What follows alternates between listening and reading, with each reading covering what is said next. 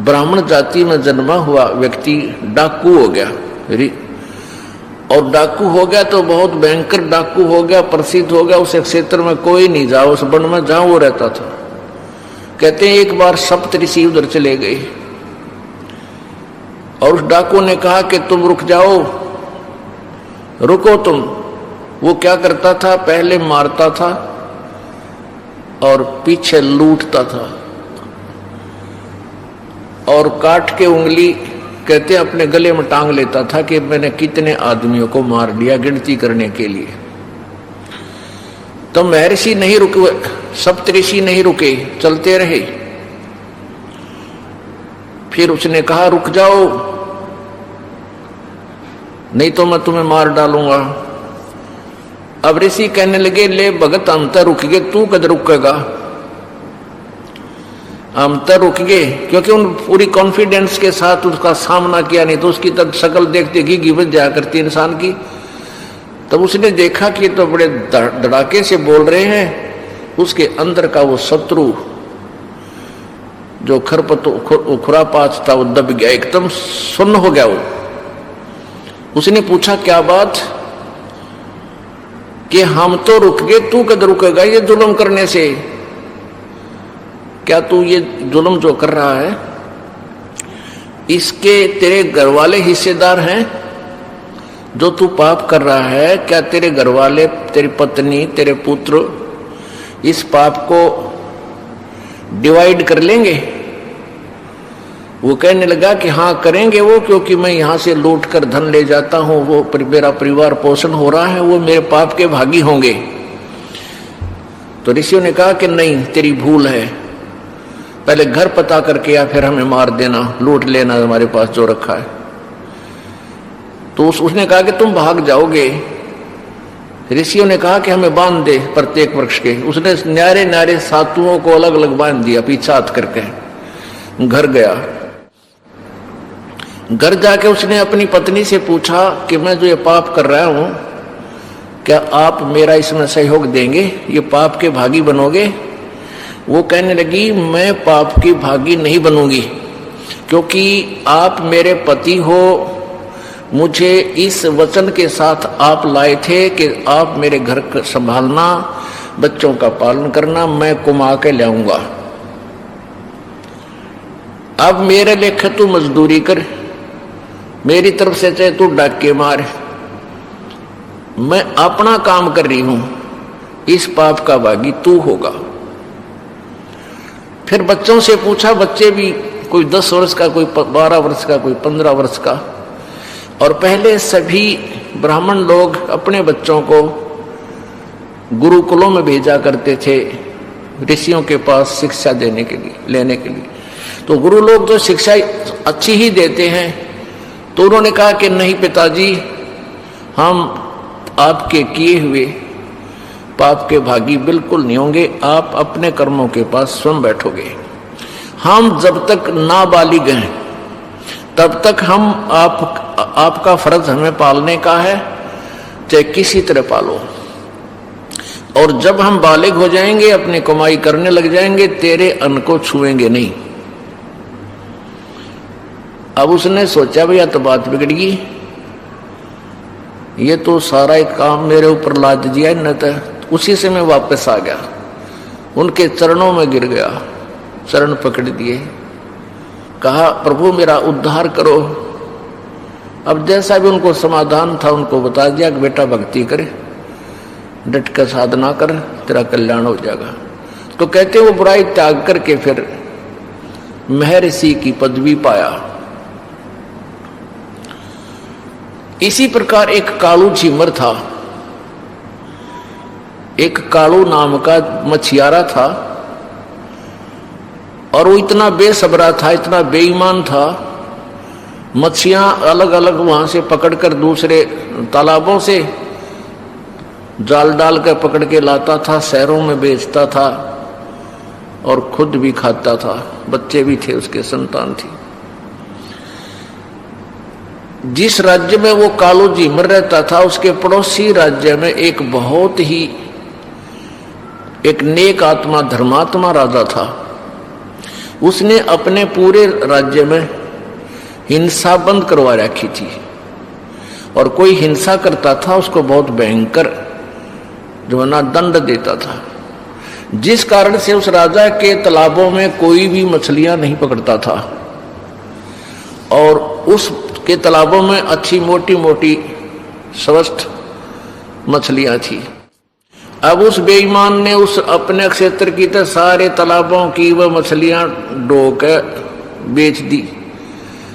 वहां तो रहा नहीं कोई सामान उसके लिए। फिर उसने देखा पड़ोसी राज्य का तालाब में बहुत मोटी मोटी मछली है, तो उसने ये भी पता था कि यहाँ के राजा ने इस पर बैन लगा रखा है, इसलिए उसने सोचा वक्त से उठकर जाऊंगा। थोड़ी थोड़ी सर्दी सी थी और वक्त से बहुत सुबह यानी 4 बजे वहां जाकर जाल डाल दिया। थोड़ी थोड़ी गर्मी जैसे 4-5 बजे उसने जाल डाल दिया तो उसको कुछ ठंड सी महसूस हुई। उसने वहां से फूस फास तोड़ के और आग जलाई। आग जला के और शरीर को सेका, तापा, और उसने कैसी वेशभूषा थी उसकी, एक दाढ़ी बड़ी हुई, सिर पर ओले बोले बाल पड़े, बड़े बड़े बड़ी बड़ी दाढ़ी, शरीर पर एक लंगोट बांध रहा था पानी में प्रवेश करने के लिए। यही बांध कर घर से गया था वक्त से कि जल्दी आ जाऊंगा मछलियां पकड़ के। तो वो आग से सेक कर अपने शरीर को फिर थोड़ी सी देर में फिर मछलियां पकड़ने लगा। इतनी देर में क्या हुआ कि कुछ रोशनी सी हो गई, सूर्य उदय होने वाला ही था।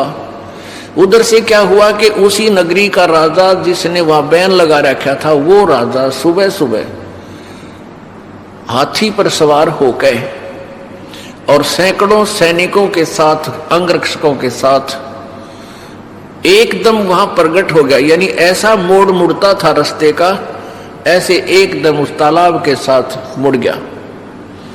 तालाब वहां से ज्यादा जो है ना 10 एकड़ की दूरी पर होगा। हाथी की गले में एक घंटियां बंधी होती हैं, वो एकदम मुड़ते ही घंटी की आवाज उसके कानों में पड़ी। कालू जी मर गए। उसने सोचा तो राजा आ गया, आज मर गया तू, तेरे पूरे परिवार ने मारेगा।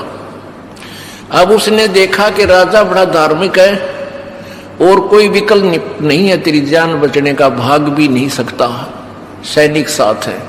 तो उसने क्या किया कि अपने शरीर पर वो जो राख बनी हुई थी, अग्नि जला रखी थी, सारे शरीर पर राख मसड़ दी। लंगोट बांध रहा था, दाढ़ी बड़ी हुई थी, सिर पर केस बड़े बड़े थे, और डरता बैठ गया आंख मीच कर धूने का ऊपर। वो धूना सा बन गया उसका, वो आग जलाई थी उस पर बैठ गया उसके पास। अब राजा निकट आया, जब उसकी दृष्टि पड़ी कि भी तालाब के आसपास साधु संत ही बैठा करते हैं, और जो उस कालू ने वो मछलियां पकड़ रखी थी, वो जाल भी मछली भी तालाब में फेंक दिए। तो राजा ने सोचा, हे भगवान, आज तो बड़ा सुबह सुबह साधु के दर्शन हुए, आज बड़ा शुभ दिन निकला मेरा। कबीर परमात्मा भी कहते हैं, पुण्यात्माओं को संत के दर्शन परमात्मा के तुल्य होते हैं। साधु दर्शन राम का मुख पर बसे सुहाग, और दर्श उन्हीं को होते हैं जिनके पूर्ण भाग। कबीरा दर्शन संत के वही परमात्मा आवे याद, और लेखे में वाए गड़ी बाकी के जन बर्बाद। अब राजा की खुशी का ठिकाना नहीं रहा, और सुबह सुबह तो और ज्यादा निर्मल आत्मा होती है। उसने जब देखा, वो थोड़ी सी आंखें खोल बंद कर लेके राजा आगे टप गया, यहीं आवे है। राजा ने उसके सामने जाके हाथी रुकवा लिया, और हाथी के एक पौड़ी लगवा दी, और नीचे उतरने के लिए व्यवस्था होती है, पौड़ी लगवा दी। अगर आज संत के दर्शन करूंगा, चरण छूऊंगा, कुछ दान दक्षिणा दूंगा। अब उसने कालू जी ने सोचा, आज मर गया भाई, तो ये तो आ गया तेरे पास। उसने सोचा ये और कोई तरीका नहीं है, आंख नहीं खोलनी चाहिए, कुछ भी कहे जा, बस तगड़े आंख बंद कर ली और डरते का एकाग्र चित्त हो गया। कुछ पिछले पुण्य होते हैं जो परमात्मा ऐसे सर्कमस्टांस बनाता है, पिछले पुण्य से होते हैं पूर्ण हंस मुराद, पिछले ही पुण्यों से ऐसे कुछ माहौल बनता है जो जीवन में परिवर्तन आता है। वो पिछले जन्म का बहुत अच्छा पुण्यात्मा था, लेकिन काल इस जन्म में ऐसी जगह फिट कर रहा था, उसने उसके निरे कर्म फुड़वावा था, पुण्यों को बर्बाद करवावा था और पाप इकट्ठे करवा रहा था। तो पिछले पुण्य के आधार पर उसका एकदम एकाग्रचित हो गया, डरते का। अब राजा ने आवाज लगाई, महाराज नमो नारायण, महाराज नमो नारायण। पहले तो डरता ना बोला, फिर उसका पिछले संस्कारवश सुरती चढ़ गई। अब राजा ने सोचा भी साधु संतान के साथ घना नहीं बोलना चाहिए, या अपने डिस्टर्बेंस ना हो जाए इनको। तो उसने 5 असरफी, 5 लोहे की मोहर, यानी 2-2, 3-3 तोड़े की हुआ करती मोहर एक, तो ऐसे वो सोने की मोहर दान दक्षिणा रूप में उस धूने के ऊपर रख दी। चरण छू के मत्था टेक के राजा चला गया। अब वो समाधिस्थ हो गया। अब उसकी पत्नी को पता था कि आज मेरा पति बहुत खतरे की जगह गया हुआ है और लेट हो गया, क्यों नहीं आया। वह बाट इंतजार करके घर से चली, जिस तालाब पर उसने बताया था वहीं पहुंची। वहां जाकर उसने देखा कि यूं तो बाबा जी बन गया, समाधि लाए बैठा है, और इसने नो भी डर को ना कोई, या तू कैसे बैठा है, कोई आ गया तो तुझे पकड़ देगा। उसने पकड़ कर उसका पाछे जाकर उसका कमर में दोनों हाथ मारे ना। वो कहने लगी तू मर रहेगा के, खड़ा हो ले, चल अपने घर न। और सारा दिन खो दिया तो ऐसे है, राजा आ गया था, कोई आ गया सैनिक तो तुझे पकड़ लेगा। वो डर गया एकदम। और नौका मत है, आज आया था महाराज, आज के बाद कदे नहीं आऊं, दोनों कान पकड़ू। तो वह नौका है, तू क्या कह रहा है, खड़ा हो। दूसरे देखा उसकी पत्नी है। वो कहने लगा वो राजा कहाँ गया, सैनिक कहाँ गए। वह समझा नहीं है कि बात क्या घटना घट रही इसके साथ। फिर उसने देखा नीचे 5 असरफी सोने की दोने पर रखी। फिर उसका दिमाग की सुई घूम गई, राजा ने तो मुझे साधु मान लिया और मेरे आगे माथा टेक्या और 5 असरफी सोने की दर गया। अब उसने विचार किया कि हे भगवान, मैं तो नकली संत बना था, और नकली संत बनने से भी इस भोपाल ने भी मेरा आगे माथा टेक दिया। जब मैं असली संत बन जाऊं तो ना जाने क्या होगा। दृढ़ निश्चय कर लिया, प्रतिज्ञा कर ली कि आज के बाद में, वह प्रतिज्ञा तो पहले कर चुका था, हे भगवान आज जान बचा दे, जिंदगी में कदे मछली नहीं पकड़ू, आज मेरी जान बचा दे, मजदूरी करके खाऊंगा। वह तो प्रतिज्ञा वह करवा ली थी भगवान ने पहले उससे। और फिर उसके अंदर ये और प्रेरणा होगी कि मैं तो नकली संत बना था और भय मान्या भोपाल। तो उसने सोचा कि अगर ये सच्ची साधना करूंगा तो पता नहीं क्या होगा, भगवान क्या क्या कर देगा हमारे लिए। और 5 असरफी दर गया। 5 असरफी तो 10 साल का गुजारा था उनका। उस दिन के बाद उसने मछली पकड़ना बंद कर दिया और अपनी पत्नी से कहने लगा, ले जा भगवान, ये उतरा साजबाज, ये पैसे भी तू ले जा और आज के बाद मैं मछली नहीं पकड़ूंगा। घर ना आ गई दोनों जने। अब उसकी पत्नी कहे कि काम करे बिना नहीं गुजारा होया करता, और बालकानी बात मत कर, जा मछली पकड़ के ला। वो जाल दे दे, उसने रोटी बांध के साथ रख दे, वो जावे जंगल में बैठ जा, रोटी खा के शाम ने खाली जाल लेके घर आ जा। वह रोज लड़े और वो रोता फिरे वहां इधर उधर, हे परमात्मा, हे भगवान मुझे दर्शन दे, हे परमात्मा किसी तरह दया करो। तो वो तड़फ कर रहा था, साधना करे, जिसा उसने ओला बोला ज्ञान था, भक्ति करे, अपना मंत्र जो भी नाम था वो बांट है। परमात्मा बड़े दयालु है, कहते 100 साल सीधर मैं करूं अपने जन के काज। तो पूर्ण परमात्मा आगे वहां एक साधु रूप बना के और कहने लगे, बेटा क्या कर रहा है तू? उसने सारी कहानी बता दी, महाराज जी मेरी गली ऐसे ऐसे बनी और मैं भगवान प्राप्ति करूंगा, मैं भक्ति करना चाहता हूं। तो परमेश्वर ने कहा, बेटा गुरु के बिना संत गुरु होना चाहिए आपका, वैसे साधना करने से कोई लाभ नहीं होता। तो उसने कालू झिमर ने कहा, भगवान अब गुरु कौन है, कहाँ जाऊं, किसको गुरु बनाऊं? तो परमात्मा ने कहा, भी मैं तेरे को उपदेश दे दूंगा, तू भक्ति कर लेना, अगर दया कर दो प्रभु। तो परमात्मा ने उनको वो मंत्र दिया, वो साधना करने लग गया। कुछ ही दिनों में वो तो कुछ पहले पुण्य होते हैं, बहुत ही अच्छा भक्त और सेवक बन गया।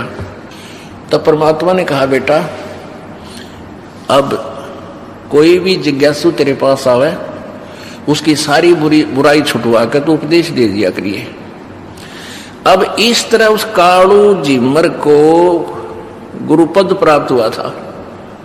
और ये दंत कथा सुनाने वाले कहते हैं कि नारद ने झिमर गुरु कीन्या और कहाँ ज्ञान में हो गया हीना। नारद ने उस झिमर यानी मछियारे को, शिकारी को गुरु बना लिया था। बस गुरु हो कि साय हो, वो तो शिकारी था, फिर भी नारद का उद्धार हो गया। नहीं, उससे वो शिकारी नहीं था, वो महापुरुष था। तो पुण्यात्माओं, ये लोक वेद हम सुन रहे थे, इस तत्व ज्ञान ना होने से हम ऐसे ही अटकलों पर अड़े रहे। परमात्मा क्या बताना चाहते हैं कि पूरे गुरु तो बात बढ़ेगी, जिसको अधिकार हो नाम देने का, नहीं तो किसी भी सत्र का, चाहे आप ब्रह्मा की साधना करते हो, चाहे विष्णु की, चाहे शिव जी की, चाहे ब्रह्म की, आपको उसके सत्र का भी गुरु चाहिए। और उनसे क्या लाभ है वो आपको पता ही लग जाएगा। फिर आप पूर्ण संत परम अक्षर ब्रह्म की साधना ही करोगे तो उसका भी पूर्ण ही संत चाहिए, पूरा ही मार्गदर्शक चाहिए, तब लाभ होगा। गुरु बिन माला फेरते, गुरु बिन देते दाने, गुरु बिन दोनों निष्फल हैं, चाहे पूछो वेद पुराण।